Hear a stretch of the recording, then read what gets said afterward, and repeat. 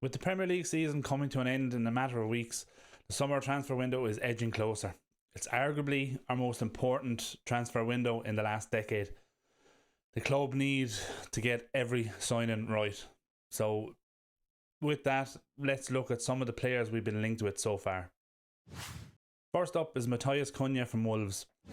This guy's been a revelation in the Premier League, and United are reportedly very close to triggering his £62.5 million release clause. Cunha's got 16 goals in 31 appearances this season alone, which is about 16 goals more than Highland. He can play anywhere across the forward line, but obviously he's been utilised more as a 10 this season. His work rate, flair and ability to score against big teams, including United, make him a perfect fit for Amorim's high pressing system. And I think the thoughts of Cunha and Bruno linking up together is quite tasty. He really could be the missing link in our attack, and for me he goes straight into our starting 11.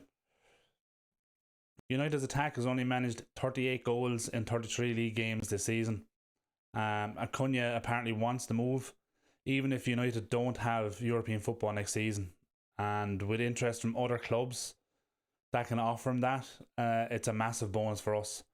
I mean, we saw after the Wolves game, he was seen in deep conversations with both Casemiro and Amorim. So look, this feels like an absolute done deal. You know, we saw even yesterday David Ornstein reporting that this is more or less done. You know, the Cunha has almost agreed terms with United. It's just a matter of activating that release clause. I think United are looking to pay in installments rather than paying the 62.5 million up front, which I think Wolves are prepared to accept those terms. So look, it's definitely looking like this deal is already done. But let me know in the comments, do you think Cunha is the answer? Next we've got Liam Delap, 22-year-old Ipswich Town striker who's turning heads. With 12 Premier League goals for a struggling Ipswich side, Delap's proven he can score in the top flight. His £30 million release clause is an absolute steal. Obviously that's dependent on Ipswich being relegated, which, look, I think it's only a formality at this point. That they're very likely to go down. When that happens, obviously that 30 million release clause then will be triggered. Obviously then as well, you know, United's technical director Jason Wilcox knows him from the Man City academy. But Delap has got it all: headers, long range bangers, and a physicality that unsettles defenders. He's second in carries among strikers this season, with an average carry distance of 7.3 metres, which is the highest in the league. Both Chelsea and Newcastle are sniffing around, and Juventus have also expressed their interest. And look, United will want to wrap this up fast, but obviously competition from clubs that can offer European football could make it tricky for United. Delap fits United's focus on hungry young talent, Prem proven, and is definitely an improvement on Highland right now. I know a lot of people wanted Osimhen, Gyökeres or Benjamin Sesko, but you know, I think David Ornstein reported yesterday that Osimhen to United isn't happening and was never on their agenda. I think it's possibly down to the high wages, which I think Ineos have shown recently that they want to move away from that. But with Gyökeres and Sesko, you know, they're both likely to command huge fees and potential of no European football next season. Along with those high wage demands would make it very unlikely that United are going to sign that kind of striker. That almost kind of not world class, but a well established striker who's hitting their peak right now. So it'll be interesting to see. Look, I think Delap is a good sign, and a lot of people don't seem to like it for whatever reason. I think he'd be a very good signing for United. But I honestly think if Delap comes in and is able to take the pressure off Highland from being the only main striker that we have, I think we'll see a very different Rasmus next season.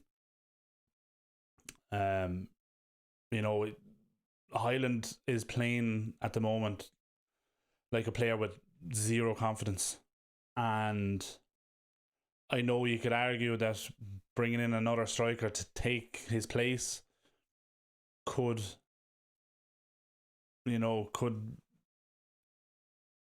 upset that even more, and could completely zap any confidence that he had left. But I think it'll take the pressure off him, and he can focus then on doing the basics and training, and just be ready then to take the opportunities when he gets them. He'll get them in the cup games or whatever.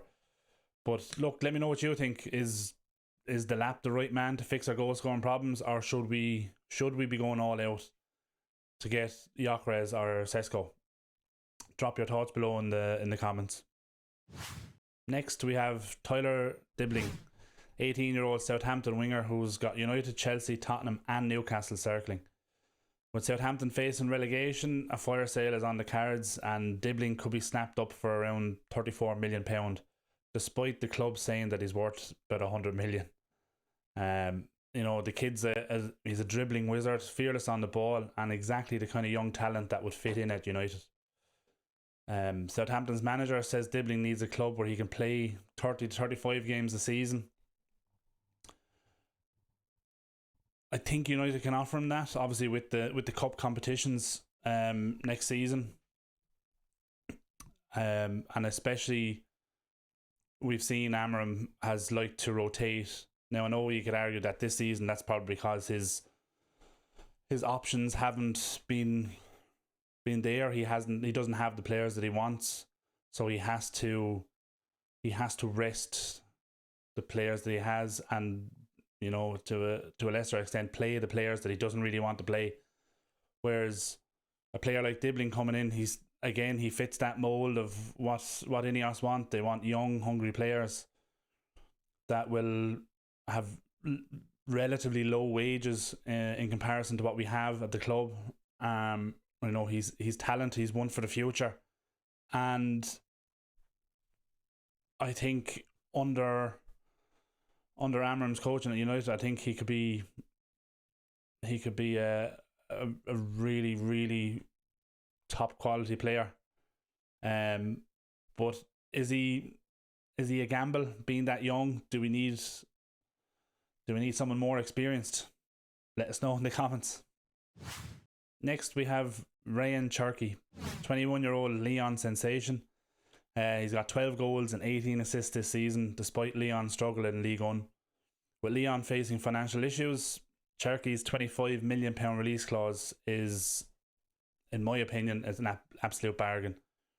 Obviously, United have been linked for months, and Cherki is in the shop window after his Europa League performance against United. He's a creative number 10 who could take the burden off Bruno and add flair to the midfield.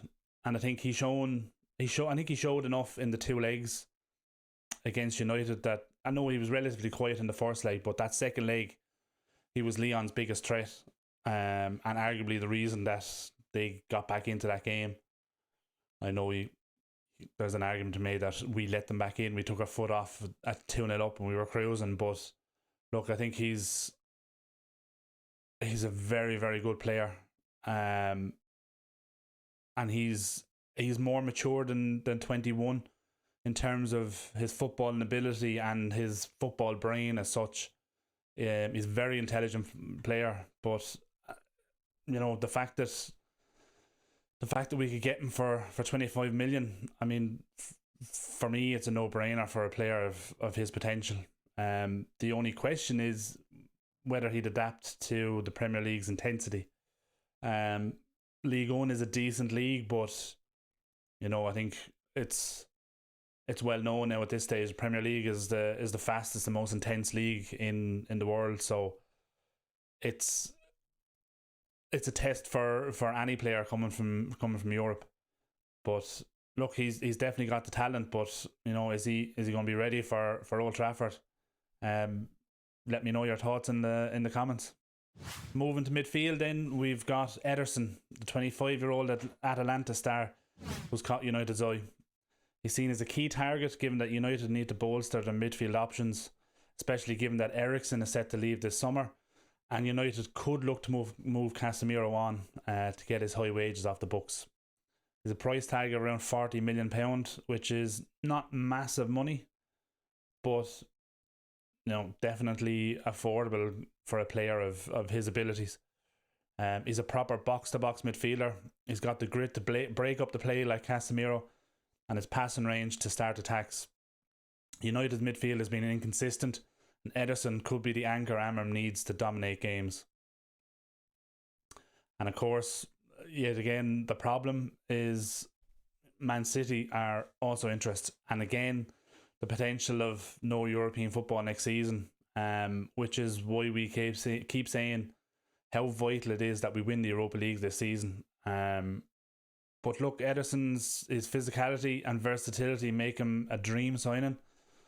But can United beat City to a signature?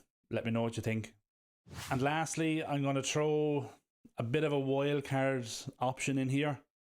I think it's unlikely that it would happen, but a player I would love United to sign is Dean Huyson from Bournemouth. He's a 20-year-old centre-back, and Real Madrid, United, and half of Europe are watching him. He's been an absolute rock for Bournemouth with 27 appearances this season, and he has a £50 million release clause. You can see him as a long-term partner for Lenny Yoro, and I think he's a perfect option for United's defence, especially if Lindelof moves on. I definitely can see we're definitely going to need to add to our defensive lineup, and he's got height, he's got composure, and he's got the ball playing ability to thrive at United. The reason he's a wild card obviously is his allegiance to Spain. He was born obviously to Dutch parents, but he chose to represent Spain at international level. So if Real Madrid or Barcelona are in the mix for him, it's hard to see him going anywhere but Spain. And they rarely miss out on the players they go after. So also United's defence isn't really the priority as such. But as I said, if Lindelof moves on, there's also the potential that they could try and move on Luke Shaw and Harry Maguire at the end of the season as well. Especially given their high wages, Ineos want to move away from that. So it's likely we could need to bolster our defence. And I think if they land him, I think it's a statement signing, similar to when we signed Lenny Yoro. He's the next young up and coming centre back. Madrid were after him, and we managed to snatch him from under their noses. I think if he's available, he has to be considered as an option. I think he'd be an absolutely fantastic signing for United. But look, do you think United should splash 50 million on Dean Huyson, or should we focus on improving our forward options? Let me know in the comments. So there you have it. There's 5 players, and obviously the wildcard Dean Huyson in there as well. Look, these signings could cost United over 200 million. But with the sales of Rashford, Sancho and Antony looking very likely, we've potentially got the funds to make it happen. United are reportedly pushing to wrap up the signings of Cunha and Delap by June. And I think it was reported yesterday that they have the funds to make both signings before sales. So, it's obviously going to be very, very likely that any signings beyond the two of them are going to come down to departures. I think it's no secret United need to offload a lot of players in the squad. There's a lot of players there that that simply aren't good enough for Amorim's system. And then obviously there's players that have, they've kind of come to the end of their careers at United. The likes of obviously Ederson, Johnny Evans is leaving, but Lindelof, looking at Delap, Casemiro. There's a lot of players there that's only tipping the surface. There's wide reports now that Garnacho could be sold in the summer if the right offer comes in. That's going to be a massive one. Look, I think if an offer of 50-55 million comes in from, you could see that move happening. It's hard to see where he fits into Amorim's system. He's more of a wide player, but he's not a wing back. So it's very, very likely that a Garnacho sale could happen too. But